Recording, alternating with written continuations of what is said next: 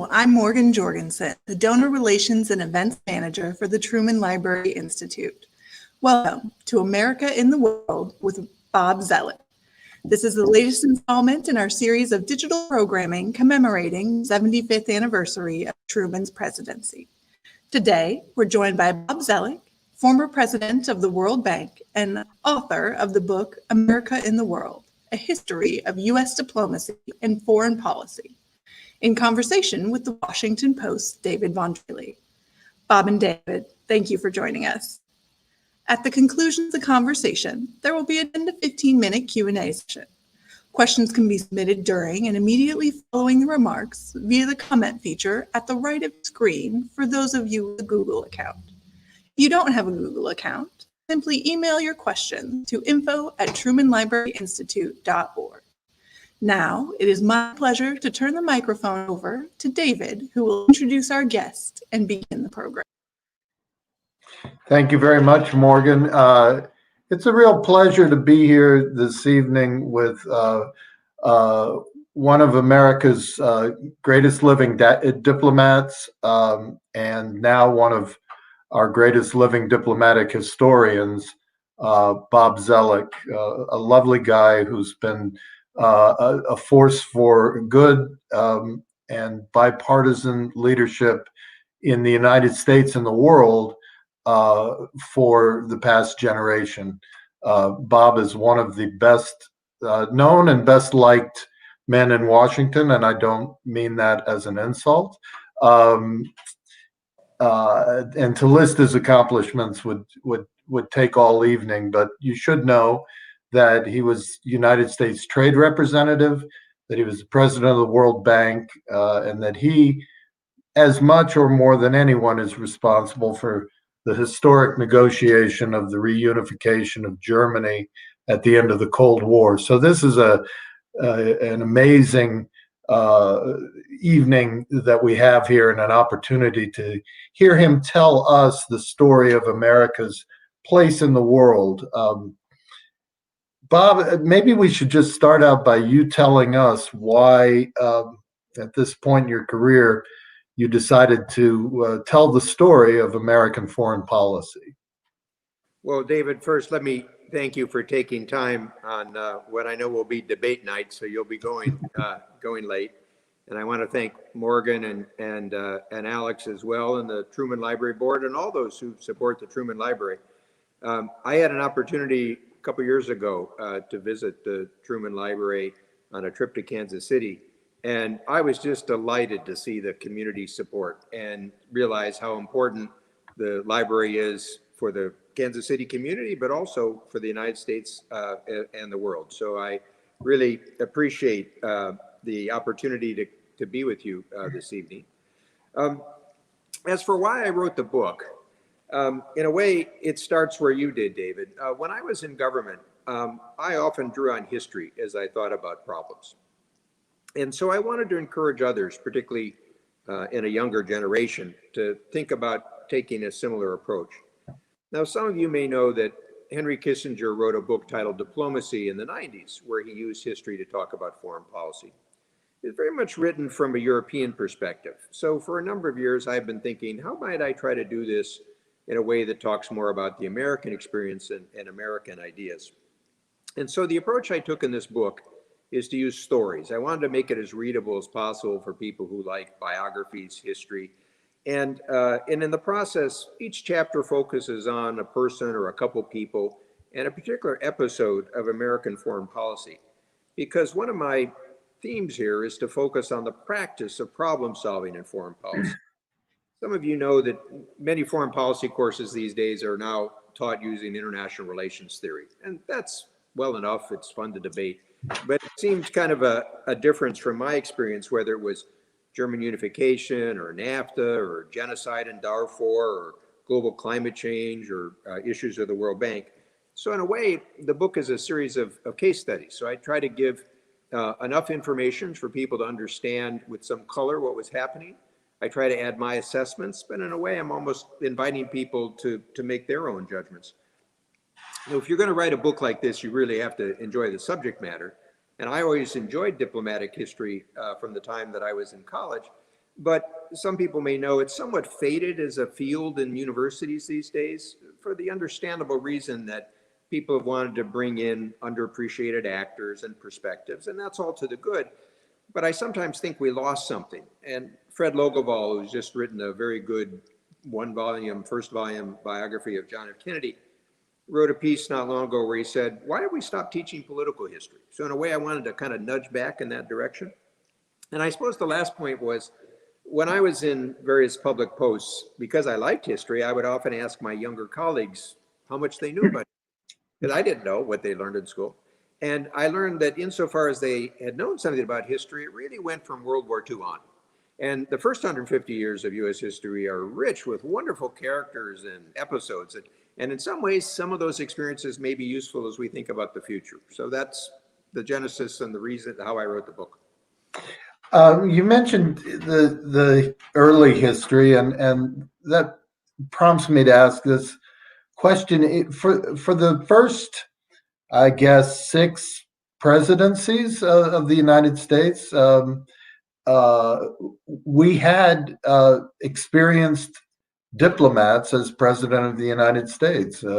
For a while there, serving as Secretary of State was sort of considered the appropriate preparation for a president. And I wanted to ask you just at the beginning, because so many of our greatest founding figures had diplomatic experience, do you feel that today's executives could gain something if at some point in their careers they had that diplomatic experience? Well, certainly some familiarity with the world, which you can get in different ways. I mean, in a way, some people looking at that early American history sort of think about the U.S. being separate from the rest of the world. But what I try to draw out, whether it's Alexander Hamilton trying to create the financial system and how it fits with the Atlantic World of Trade, or the Louisiana Purchase, or the Monroe Doctrine, it was always part of America's role in the world from the start. And obviously today, whether it's dealing with pandemics and biological security, climate change, Russia, China, those are fundamental issues of a president's brief. Now, you can get that experience in different ways. Some presidents have had it from the military experience, sort of Dwight Eisenhower. Harry Truman had an opportunity to serve abroad as an artillery captain and loved history. And his love of history, you can see how it affected his presidency. Some people could get it from a business experience. But I think one of the things that will be striking is that while particularly in this era, we focus on a lot of the issues that are on the domestic agenda, they're quite connected with what's going on in a global environment. And in particular, I think when you think about issues of pandemic, environmental topics, economic topics, there's an interesting part. I'm also from the Midwest, where you can see that kind of there's an attention of how it affects locally, but it's important to understand those issues don't stop at our borders. Right. Yeah, I should say that that you are a Midwesterner and from Indiana, right? Illinois, the land of Lincoln, and right next door to Missouri. Before I want to talk to you about the presidency of Harry Truman, which was such a vitally important hinge in America's role in the world and such a dynamic period for foreign policy. I don't want to delay getting there, but so people have a sense of your book, you lay out sort of 5 themes, 5 frames to look at, and wonder if you could sketch those for us and as a preparation for some more granular detail. Yes, and they're all actually fundamental in understanding the Truman story. As I mentioned, I try not to force messy facts into intellectual frameworks like some scholars do. I want the stories to tell their own accounts. But I do come up with these 5 traditions. The first is the importance of North America. Now, many foreign policy experts, if you ask them about the world, they'll talk about Europe or the Asia Pacific, and sometimes the Middle East or Latin America or Africa. Very rarely do they focus on North America.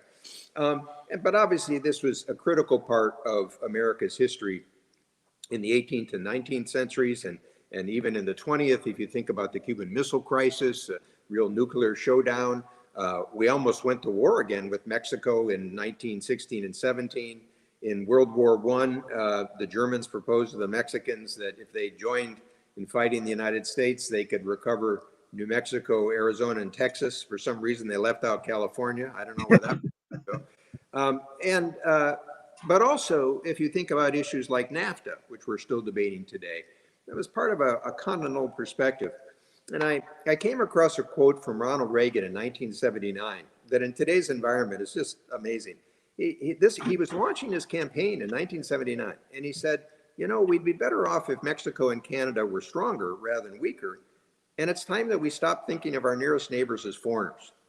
Now, what in part he had in mind, and this is some things that I pursued in my career, is not only if you think about the issues that are important to many Americans, whether it be immigration topics or economic topics or narcotics and organized crime or environmental issues, but also if you think about the North America as a continental base for America's projection of power and influence abroad, we'll be far better off if you think of 500 million people, 3 democracies, energy self-sufficiency, our demographics are better than the rest of the world. So that's the first important point for historically and going forward. Second is trade, transnationalism, and technology. And here, what I want to stress is from the very start of the United States, American leaders looked upon trade as being more than a matter of economic efficiency. It was how we connected with the world. Remember, in 1776, it was a world of empires and mercantilism. And so the idea was to try to create trade as an opening for private actors. And that's obviously been an important part of sort of America's role in the world. And that story comes back to the world of Harry Truman in 1947. The third is the one that is most related to Truman, which is for the first 150 years, the United States avoids alliances. This goes back to Washington's cautions about no permanent alliances and Jefferson's point about no entangling alliances.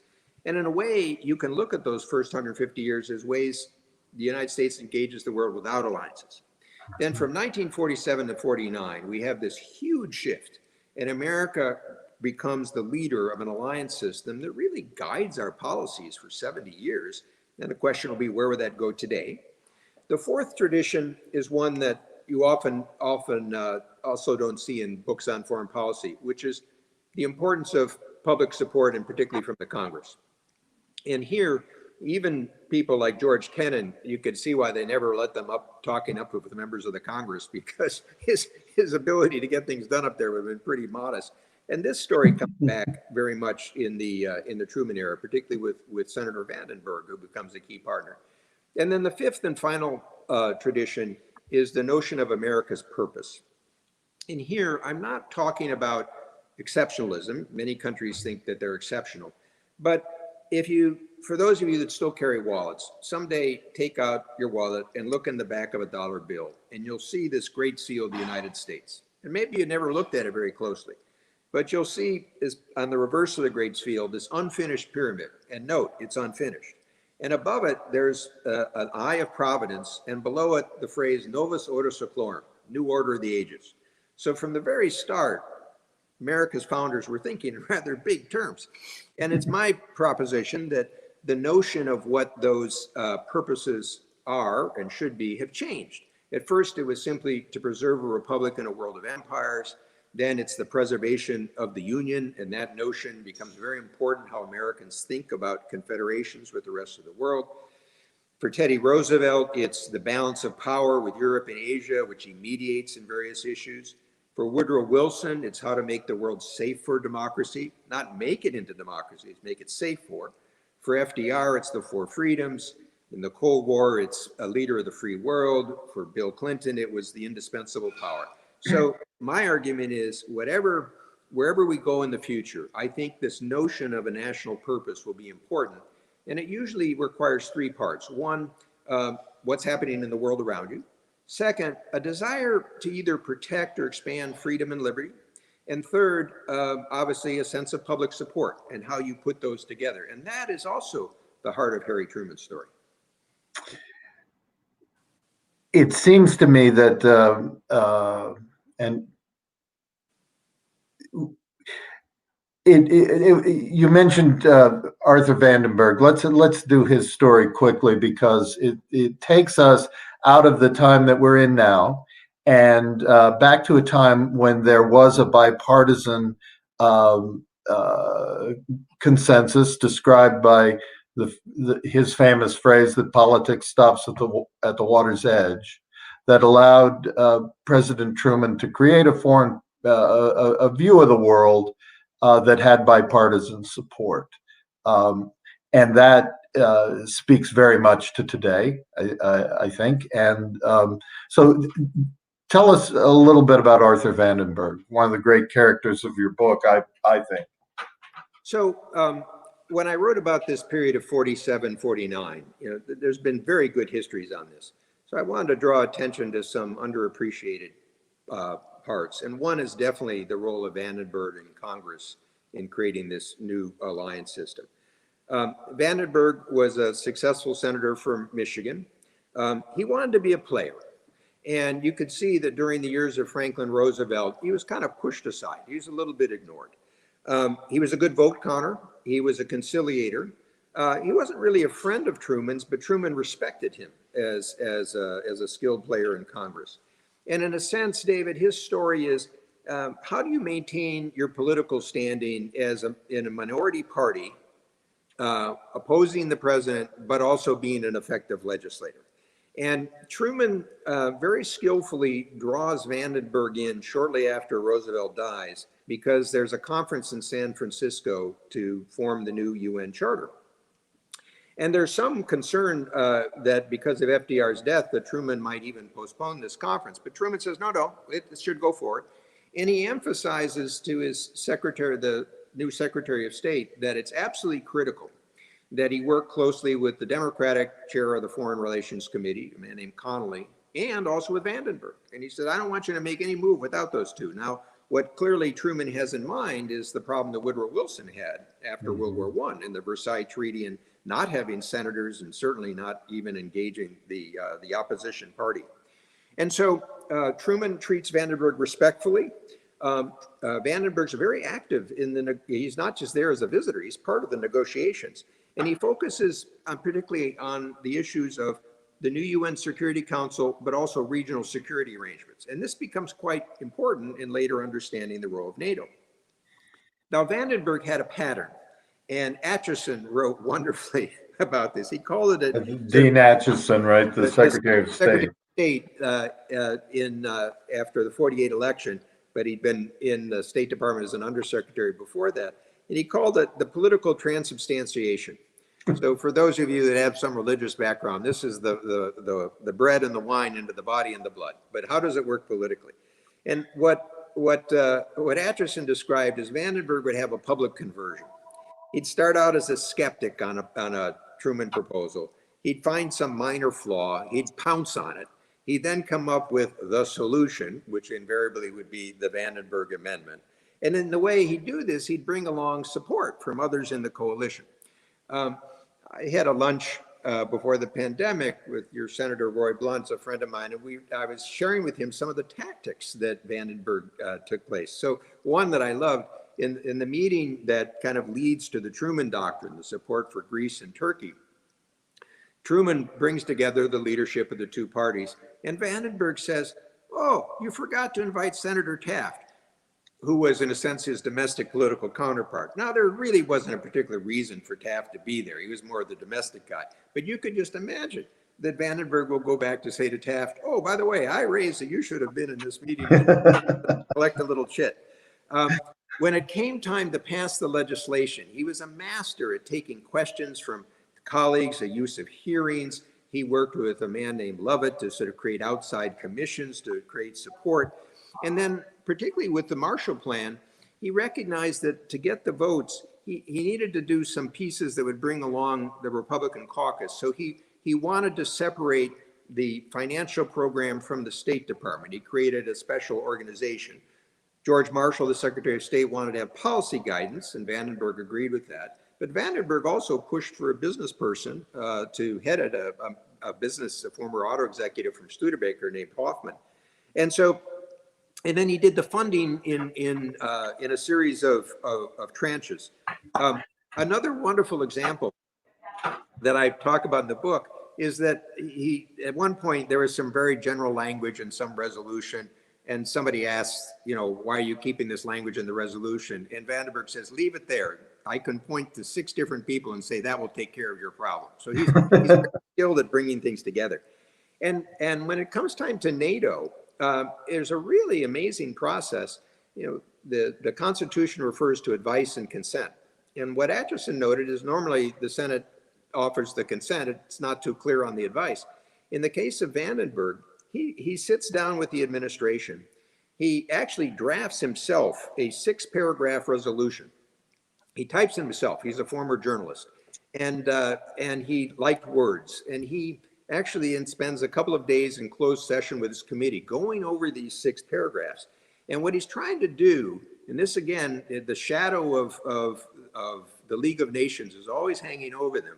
And so he's trying to have something that will be consistent with Constitution, congressional role to declare war, but also Article 51, the ability to, in the UN Charter for people to have collective self-defense.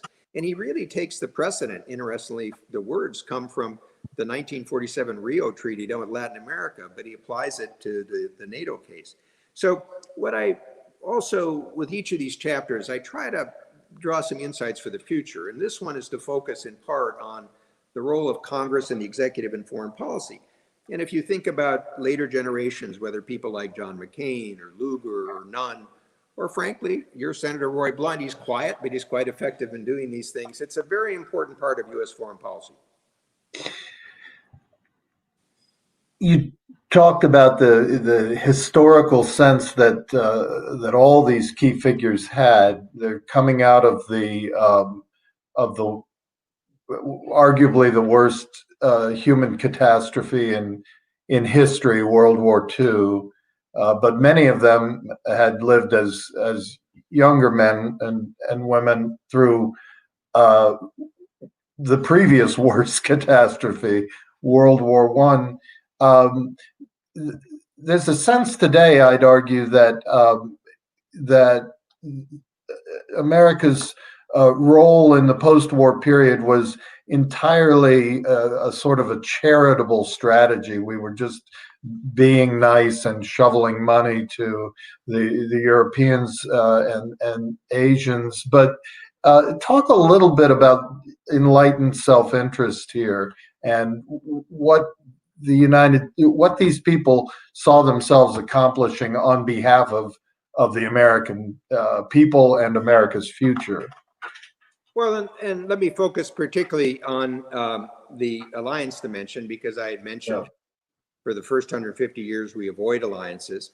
And their decision to create this alliance network was not planned at all. It was a response to events. And of course, they had in mind the failures after World War I. They had in mind the Great Depression and the protectionism and the breakup of the world into economic blocks, and then fascism. But what was quite interesting was that what led first to the Marshall Plan was that George Marshall goes to Moscow in early 1947, and he's trying to deal with the fate of Germany and the question of reparations. And he comes away with the conclusion that Stalin welcomes all the dangerous upheaval and the breakdown of Western Europe because it'll create an opportunity for communism to prosper. So the Marshall Plan is at first an economic response. It's not a military response to try to say, if devastation controls Western Europe, we'll lose democracy, we'll lose an economic partner. Now, what's interesting was that to make this work, they realized Germany is at the heart of it. They can't have a successful Western European economy without having a new West Germany. So they take the 3 Western zones that the US had and Britain had and France had, and they create what's the Federal Republic of Germany. But once they do that, they realize they've got to assure the French and others in Western Europe that a new Germany won't dominate as it had earlier in the 20th century. And also, this action triggers a very harsh Soviet response in the Berlin blockade. So NATO is there to reassure Western Europe. It's also to prevent against the Soviets. But going to your point, David, it's a recognition of the connection of economics with security. And sometimes we lose sight of that. Sometimes we perhaps over-militarize different things. It's also interesting to compare, many people don't think it in this term, but remember Marshall had this mission to China shortly beforehand. We'd spent a number of months trying to sort of reach some negotiation among the communists and Chiang Kai-shek's government. And coming back from that, Marshall really decides that as much as we wanted to support Chiang Kai-shek's government, that it wouldn't succeed, that just pouring money into it would be pouring money down a hole.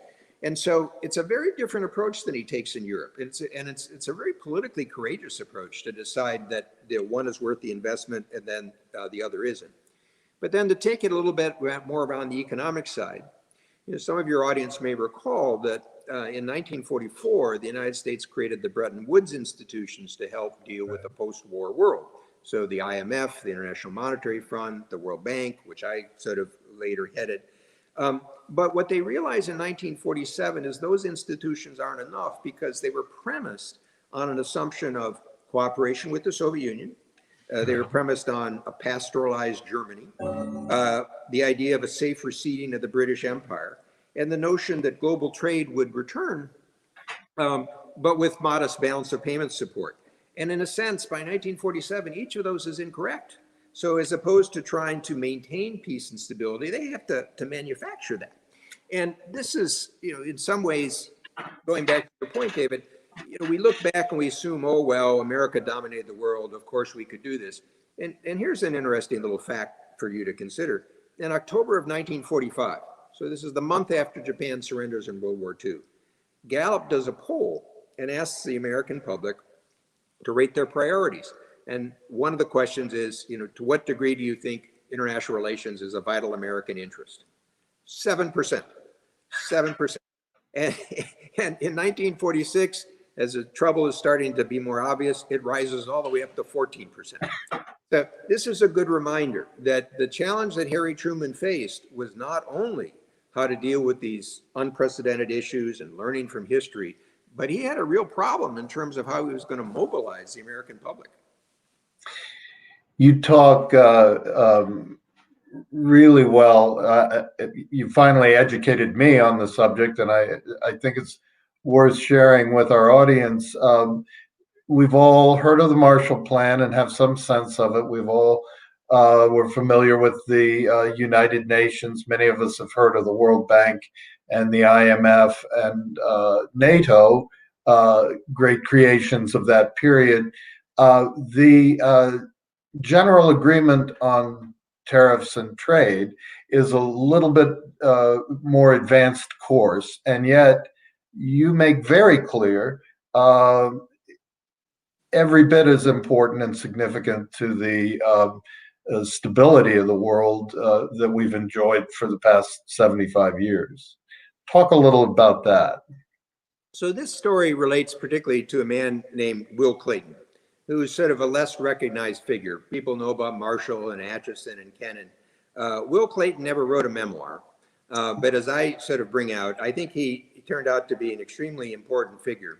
He was a very successful business executive. He was one of the leaders in the cotton trade, and that over the course of his experience before World War I, he was also from the wider Midwest. He was from Jackson, Jackson, Mississippi, in a way a little bit like Kansas City, where it was a hub for some of the trading systems.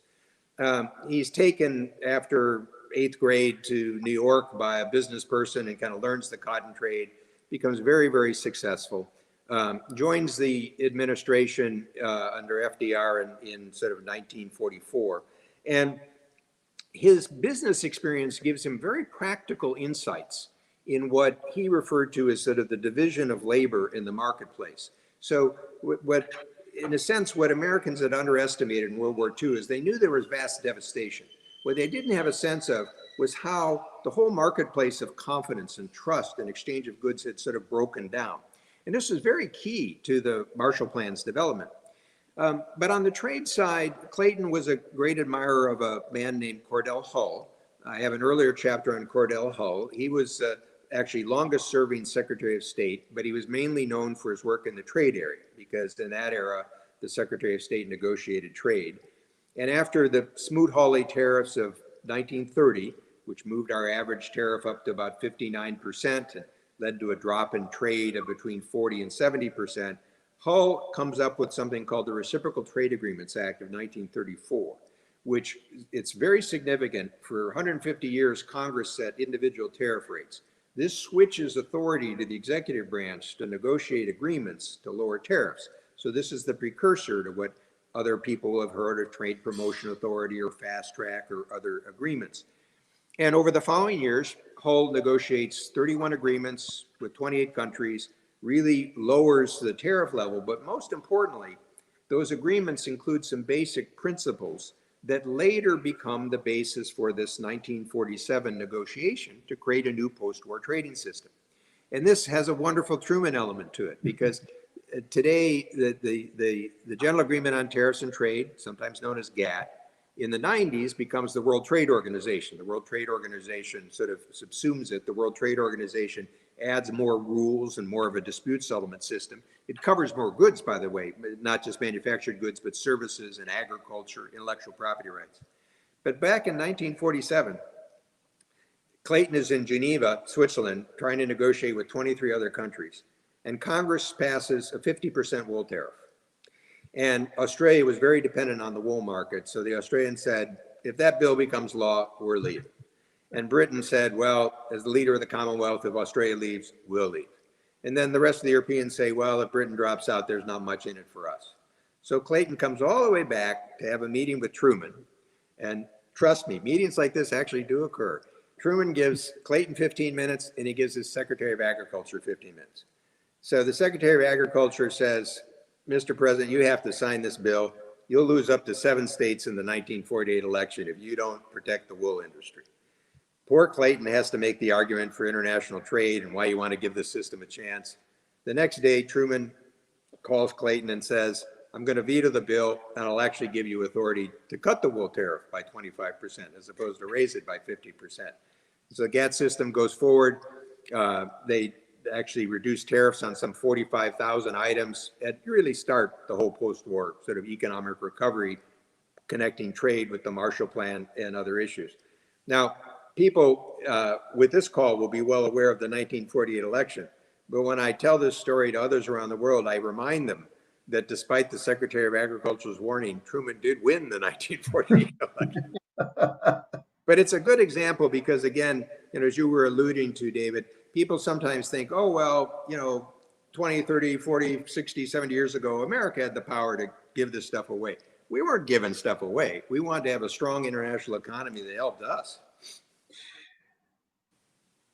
You obviously had a chance in your research to watch our President Truman operate with some of the strongest figures in world history. Some great secretaries of state, but very formidable individuals in their own right. George Marshall. In 1945, I think it's safe to say, when Harry Truman became president, George Marshall was far more well-known and well-respected by the American people than this new president from Independence, Missouri. Dean Acheson, his second Secretary of State, is a giant. I think it's safe to say in the annals of the State Department, and yet here's this man that had, as you point out, this one overseas experience serving in World War I, but mostly was a farmer from Missouri. How did he interact with these formidable figures that had their own political capital that had their fancy academic degrees and their trust funds and their white shoe law firm backgrounds and all these intimidating weapons, and yet, like the story you just told, you see this innate confidence that he had and willingness to hear them. Talk a little, if you would, about Truman's character as it related to foreign policy. Well, in part from that World War I experience, Truman did have a sense of the world. And he did serve overseas. He saw what happened as the United States sort of moved away from the issues of European security. He saw the Great Depression. And one also needs to keep in mind, his service in the Senate prepared him in many ways. He was the chair of a very important committee overseeing military action in the war. And that's where he actually meets Marshall. He greatly admires Marshall. I mean, even there's this line where he calls him the greatest living American while FDR is still alive. You kind of reverberated in the White House. And this is also obvious when it comes time to some of the stories I told about with Vandenberg and others. He has this famous line where, one of his aides, I think it might have been Clark Clifford, was sort of critical that the Marshall Plan was called the Marshall Plan. And Truman said, hey, that's a plus. He said, if it's got my name up there, it'll just sort of roll over on its back and die. So he knew how to work the political system. As an executive, there were two traits that were important. He's a very decisive man. He was quite comfortable making decisions, the notion about the buck stops here. He was also a delegator. And the two, for that to work, it really depended on the quality of the senior team. So you mentioned Marshall and Atchison, but you'll recall Jimmy Burns was the first secretary. Right, yes. And Burns was actually a much more powerful senator. He kind of ran the domestic economic program for FDR, very influential person, but didn't quite click with Truman and didn't kind of win Truman's confidence along the way.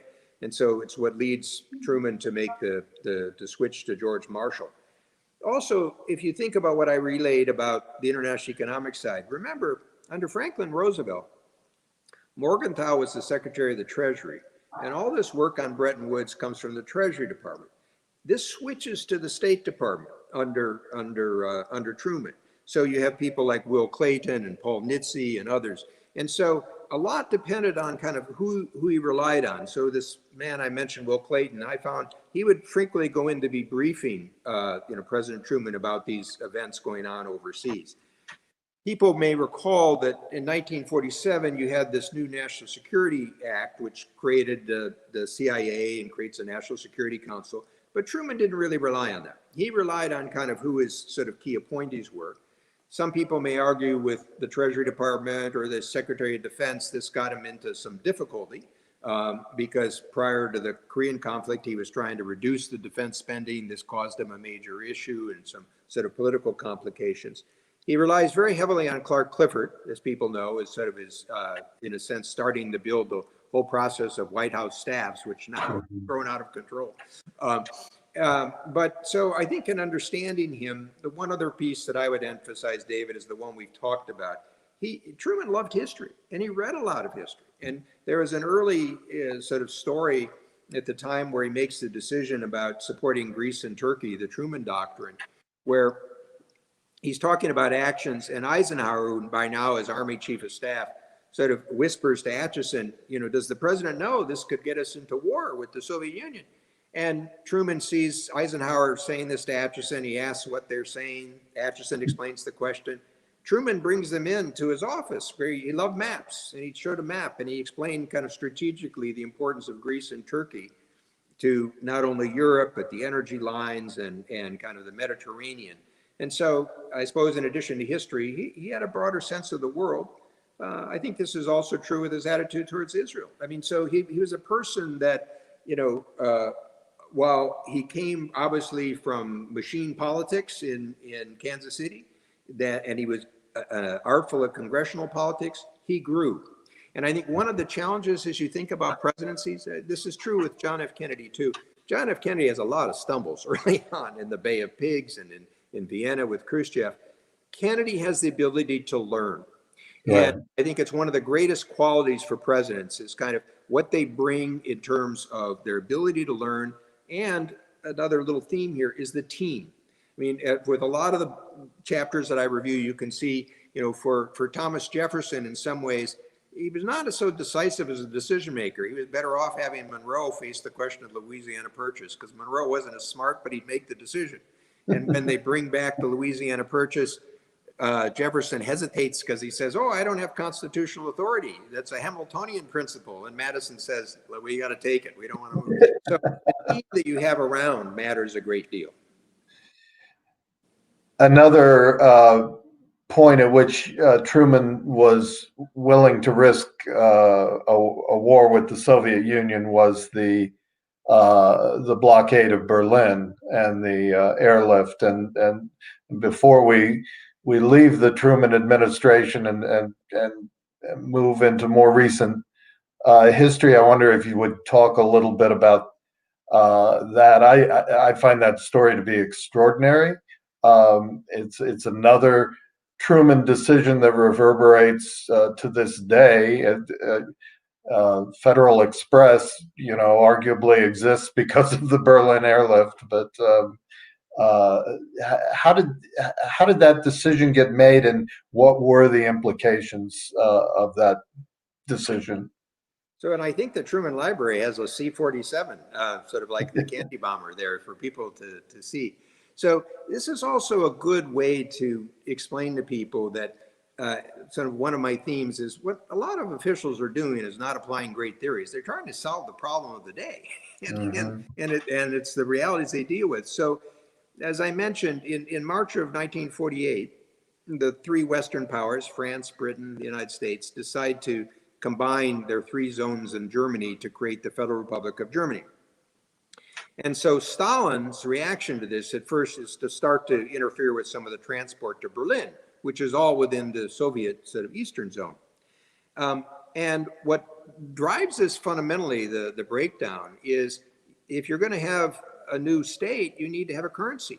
Well, in 1945 and 46, the printing plates for the Deutschmark had been shared with the Soviet Union, and they just printed all the currency that they want. So you had this inflation.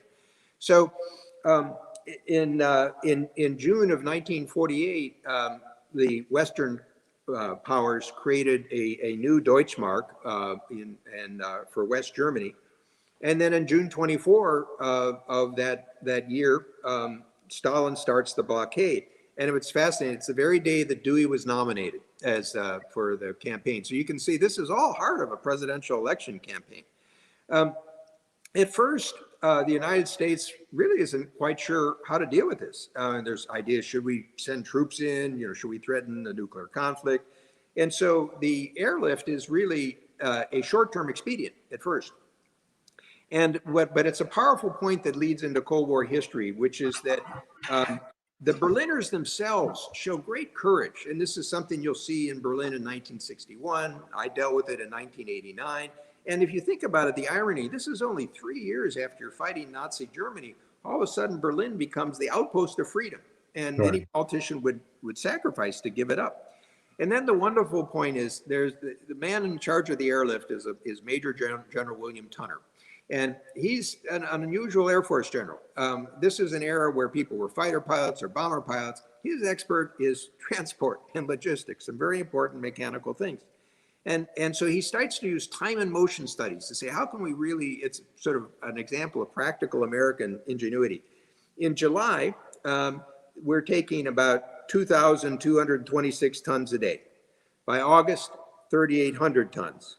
By September, 4,600 tons. Planes are landing every 4 minutes, about 3 flights a day. It takes half the US air fleet. But as you go towards the winter, if people know if you've been in Germany, you get a lot of clouds, the days are shorter, it's hard to bring things in. So Harry Truman has to make a very critical decision.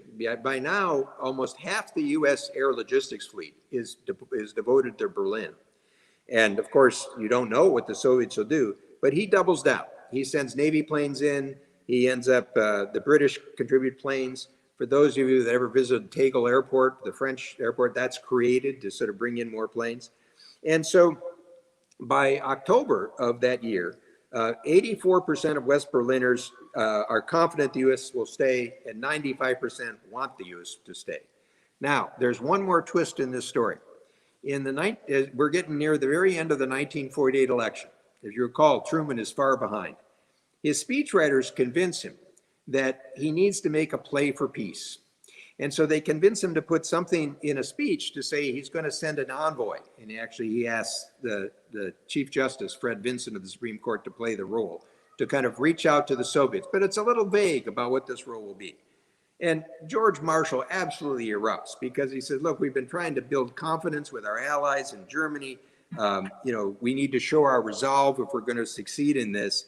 And then Jonathan Daniels, who Truman experts will know was an old friend of Truman's, basically was a former journalist, and others say, look, Mr. President, this peace envoy is your last chance to win the election. And Harry Truman says, nope, I'm dropping it. I shouldn't have come forward with the idea. And so by April of the next year, after he wins election, remember I was talking about 2,200 tons, 3,800 tons, 4,600 tons. By April, 7,850 tons a day. And in one day, Tunner really wants the Soviets what he can do. So he does 13,000 tons of coal, 1,400 planes, almost one a minute for 24 hours. And then we start to blockade supplies from the West, not only to go to East Germany, but also the Eastern Bloc. And so by May of 1949, the blockade ends. So it's a wonderful story of sort of problem-solving ingenuity, but also Truman's gutsiness in the midst of an election.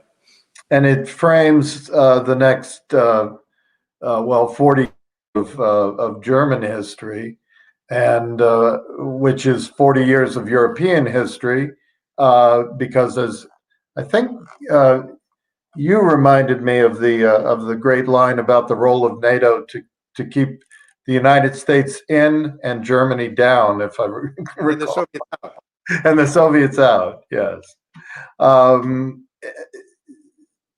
There's so many directions to go, but I do want our audience to hear you tell a little bit about your experience in bringing Germany back together at the end of the Cold War, negotiating a unified Germany that would not scare Europe to death.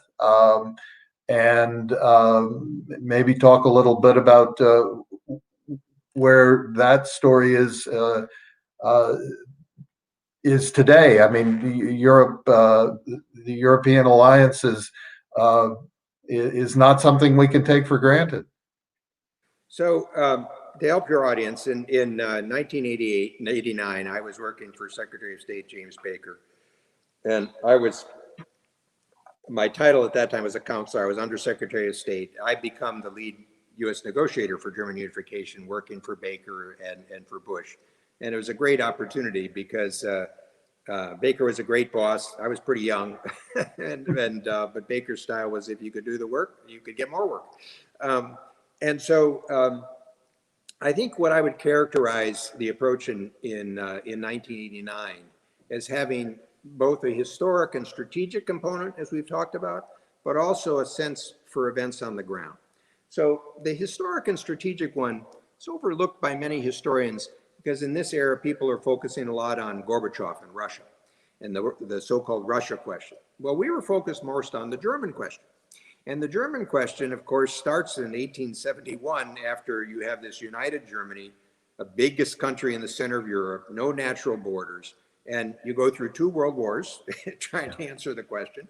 And then after World War II, you have 2 states, the Federal Republic of Germany and then East Germany, Federal Republic of Germany being a democracy, but as part of NATO and as part of what was then the European community, today is part of called the European Union. And so we wanted to support a democratic Germany being unified, but we wanted to do it in a way with an eye towards this historical background. We wanted to make sure we had a united Germany in NATO and what became the European Union, because we wanted to frankly reassure the other countries in Western Europe. We wanted to, frankly, also reassure the Soviets in the process. So there was a strategic and historic sense. At the same time, you were trying to deal with the immediate issues on the ground. We also had another historical dimension. We wanted to avoid what we call the Versailles victory. And most people haven't thought about this, but what we meant by that was a peace settlement that plants the seeds of its own destruction. And what we had in mind here also had a German element. So we were very careful. We didn't want to discriminate against the new united Germany. We used the word not singularize because we didn't want some future generation of Germans to say, well, why are we being picked on? Now, in 1989-90, no one would have thought that, but look at what goes on in the politics. Right. You could see that happening. And then with the Soviet Union, we wanted to try to have a settlement that achieved our objectives, but tried to deal with Soviet security concerns and border and economic support and other topics. Now, the second strand, though, David, is the facts on the ground. And this brings us right back to the German story. What, of course, really drove the process was the Germans themselves, particularly from the East, but also East and West. This created a political momentum. And that, if that had been stymied, you could have created a crisis of all different sorts. But on the other hand, we figured we could use that momentum in a way to push the diplomacy. Because obviously the Soviets, and for that matter, the Brits and the French, weren't too keen on this idea of united Germany.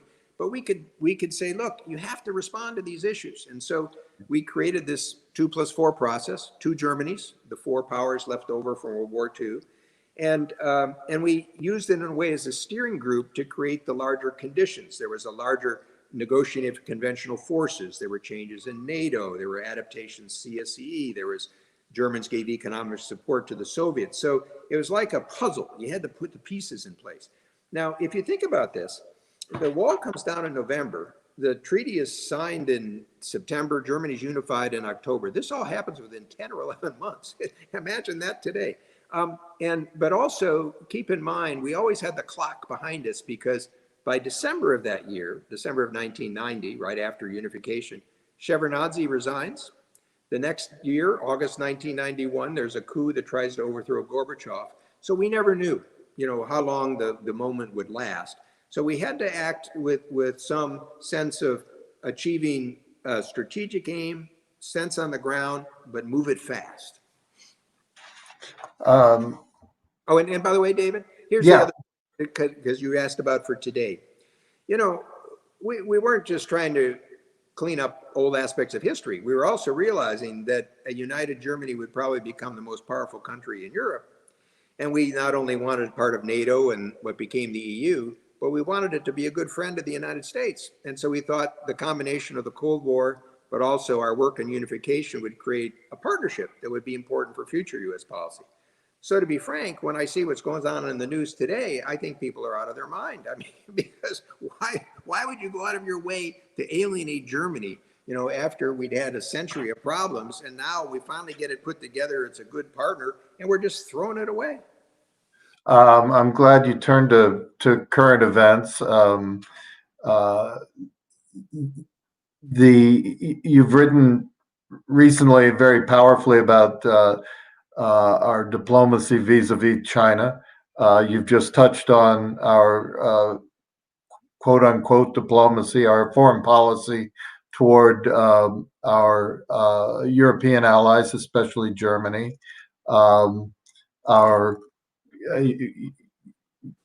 At other times, you've touched on our confused relationship with Russia right now. Can you give us a little sense in the time we have remaining of where you see American foreign policy now, and what the first few steps are to try to restore America's place in the world? Well, this is obviously a big question. Yes. Let me address it this way. If Trump's reelected, you would expect more of the same. I mean, if I forced myself to read John Bolton's book, it's a slightly different style of diplomacy, but what he warns is you may very well end the alliance system, and you'll certainly get in fights with everybody. If Biden wins, I think one has to recognize that he'll face a huge domestic agenda. You've got pandemic and freight healthcare system. You've got economic recovery. You've got environmental and climate issues. You've got immigration issues. You've got racial issues. And anyone that knows how the American government process works is there's only so much you can get done at once. So again, my boss Baker, when he was chief of staff to Reagan in 1981, said, "Mr. President, you've got three priorities." He said, economic recovery, and economic recovery. And I think today, Biden administration would be wise to think of a combination, pandemic and economic recovery, because if you also think about recent political history, whether it was President Carter or Clinton or Obama, all three were elected with Democratic majorities in the Congress, high expectations. And after 2 years, they got clobbered because in a sense they couldn't sort of maintain the momentum they'd had from the election period. And Biden's people are experienced hands, they'll understand this. Now, what I would argue, however, is if you think about foreign policy today, how could you leverage the domestic agenda internationally? So let's take, if we get vaccines, we start to get better health treatments over the course of the next year, you don't just rejoin the World Health Organization, but you perhaps have an initiative like President Bush 43 had with HIV, AIDS, and malaria, which people in Africa and their history. Frankly, my old institution, the World Bank, could partner with the WHO to help the developing world, because it's not just a question of vaccines, it's a question of supply and logistics chains and healthcare systems and refrigeration for the vaccines and others. So the US could resume a leadership role on that. If you do something on climate and carbon, don't just rejoin the Paris Accord, as Biden said. Do something, for example, like a soil carbon in sub-Saharan Africa, which could absorb a lot of carbon, but do a lot for African agriculture and bring in developing countries, or with forestation or avoided deforestation. You're trying to widen the circle. If you do something on immigration, maybe starting with Dreamers, then reach out to Mexico, as we need to do, as opposed to have this idea of a wall. Not that we don't need our border security, but you need a partnership with Mexico sort of going forward. Now, if you think about those three issues and sort of add to it issues such as cybersecurity and sort of digital regulations, but also opportunities in the high-tech sector, that's not a bad agenda to start to reframe our relationship with our closest allies in Europe and in the Asia Pacific. And not that you would ignore the traditional concerns such as nuclear proliferation or nuclear war or regional threats or terrorism, but you could build on that sort of commonality. And based on that stronger foundation, you face the two biggest challenges we have, the future of free societies and China. So in some ways, it's akin to what Truman had to face. How do you pull your allies together? It's a different time and different circumstances in a way that deals with the biggest challenges of your generation. So we'll see whether that happens, David, but there's the formula for you. I like that. I mean, it's an illustration of your larger point that you were talking about in the Truman context of you deal with the events that are ongoing. And you make your policy and you make your history by addressing the issues at hand. I think that's powerful. Are we headed to a Cold War with China, or is there a way for foreign policy to achieve the goal that was laid out in the 90s and the early 2000s of friendly rivalry? I think. Well, I think to be very frank with you, I think today relations are in free fall. We don't know where the bottom is, and it's dangerous. At a starting point, I think both sides need to consider off ramps, because the Cold War analogy in some ways is antidated and misplaced. I mean, if you ask yourself, number one, we tried to contain the Soviet Union. Do you really think you're going to contain China's economic relations with others around the world? Or, as we've just talked about, the Cold War really started with the Iron Curtain with Berlin and Germany, and where's that in the Asian? Right. South China Sea, I guess. Yeah, but also if you think about it, Soviet Union actually did want to spread a communist ideology.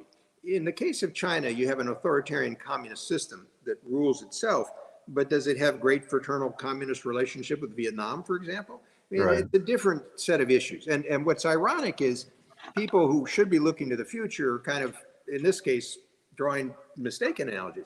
So what do you do about it? Well, as in all foreign policy problems, it starts at home. I mean, so what we do at home, not only with our economy and our society and our technology system, but also I think we've been, in a sense, trying to follow some of China's tactics that will hurt us. I mean, in the sense, America's strength is its openness as a society, its openness to ideas, to goods, to capital, the immigration. This is what makes the United States different than China, and frankly, what makes us attractive. Second, you need to work with your allies. And so whether it's for deterrence in the South China Sea, or frankly, you're probably going to need to have a sort of a different military posture than vulnerable aircraft carriers. And people have talked about how you're going to have a different submersible network to have sort of anti-access area denial. And then on the economic issues, this is where I differ from some of the conventional wisdom, David. There's a view that cooperation with China failed. And that just isn't borne out historically, whether it was work on proliferation or frankly on economic issues. You know, U.S. exports were, China was the fastest growing export market for 15 years. China quit manipulating its currency. Its current account went from 10% plus to sort of to zero. It had the biggest stimulus in the global financial crisis. I worked quite effectively with China from the World Bank. Now, this is not to say that all is great with China. What it really says is that the work of diplomacy is never done. And there's no doubt that President Xi has sort of clamped down more on the system. So the story I'll leave you with on this one relates to what we've just talked about. When Gorbachev took power in 2012, he created a documentary film about the end of the Soviet Union. And if such a film were shown in Germany or Europe, it would have Gorbachev as the hero that helped end the Cold War. The Chinese version is a little different. Gorbachev is the fool that abandoned the Communist Party, broke up his country, and led to ruin. And the not so subtle message is it's not going to happen here. And so you do see that there are challenges to deal with China. But if I put it in practical terms, you know, after 3 years, the Trump administration did this trade package, which frankly, 2/3 of the year, only 1/3 fulfilled. It's not really being very effective. And in contrast, what I would have done is China, for example, on intellectual property rights, has established a series of courts. And foreigners are now winning in those courts about 85 to 90% of the time, but the penalties are too low. So I would be focusing on boosting the penalties. On the forced technology transfer issue, which is another frustration of American businesses, I think a lot of that stems from these joint venture requirements. So I'd get out of the joint venture requirements. And I could go through kind of issue after issue. But the point of it is, I think the sort of just having a spirit of confrontation, you know, what we don't like about China. You know, as I've tried to explain in my own diplomatic experience in the book, well, it's nice to complain about things, but what are you going to get done? What are the results? And I'd close with the point on American values too. There's no reason that an effort to find competition and cooperate and deterrence has to drop American values. So for example, on Hong Kong, as opposed to sanctioning some of the officials, what I would do is to say, you know, let people from Hong Kong come to the United States. That would show the difference between an unfree and a free society, which is what Britain has proposed. So I'm not suggesting that we sort of cede our ground. I'm just suggesting we be a little smarter with what we want to accomplish. Bob, I could go all night, and I'm sure our audience would, but you're right. I do have to go do something less pleasant than this, and I fear less edifying, and watch the last presidential debate. I want to thank you. I never talk to you without being both entertained and educated, and frankly inspired to know that we have people of your caliber that want to serve our country and are willing to do the hard work to keep this thing going. As you point out, there's not an end point. The work is never done. And that's a great message to end on. America in the World, A History of U.S. Diplomacy and Foreign Policy is the title of the book. Robert Zoellick, Bob Zoellick, is the author. And I'm going to throw to Morgan, but I thank you very much for a great conversation. Well, David, let me thank the Truman Library Institute. I know the people in Kansas City. I met the board members. what you've got is a real treasure there, and you're doing a wonderful job with it. So any way I can help, I'd be delighted to do. Thank you very much. Morgan? Excellent. Thank you all for joining us today, and special thanks to Bob Zoellick and David Von Drehle for this excellent presentation. For more stories from the history of U.S. diplomacy, Bob Zoellick's America in the World can be purchased anywhere books are sold. As we celebrate the 75th anniversary of Truman's presidency throughout this year, work on the historic renovation of the Truman Library and fundraising for the Capitol campaign continues. You can learn more about this project, support the campaign, and read about our newly announced special initiative to restore the Oval Office by visiting our website at www.trumanlibraryinstitute.org/campaign. If you enjoyed tonight's presentation, be sure to follow the Truman Library Institute on Facebook, Instagram, and Twitter to learn about our upcoming programs, including the Bennett Forum on Presidency featuring John Meacham, who will analyze the pivotal 2020 election results, along with David Von Drehle on November 14th. Thanks again, Bob and David, and thanks everyone for joining us. Good night.